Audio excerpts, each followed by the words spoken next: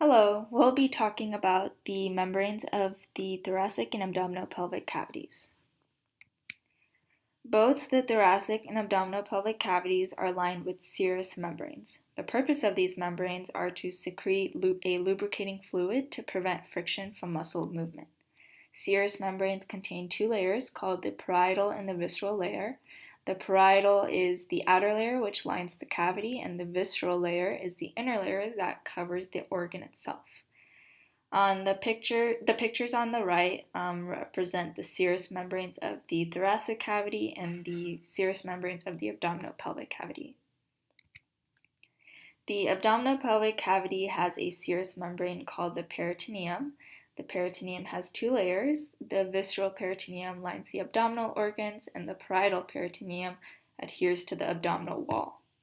The peritoneal fluid allows for the peritoneal layers to slide against each other with little friction from subtle movements. The thoracic cavity contains two serous membranes, one of them being around the lungs, and this is called the pleura. The pleura has two layers. The visceral covers the lungs itself, and the parietal is a more thicker layer that lines the inner thoracic cavity. And the function of the pleura is to allow for the lungs to constrict and expand while breathing with little or no friction.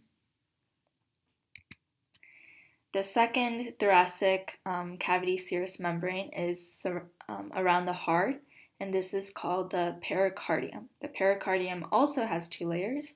The visceral covers the surface of the heart, and the parietal lays directly on the cavity wall. The pericardial fluid is secreted by pericardial cells, and it reduces friction during heart contractions.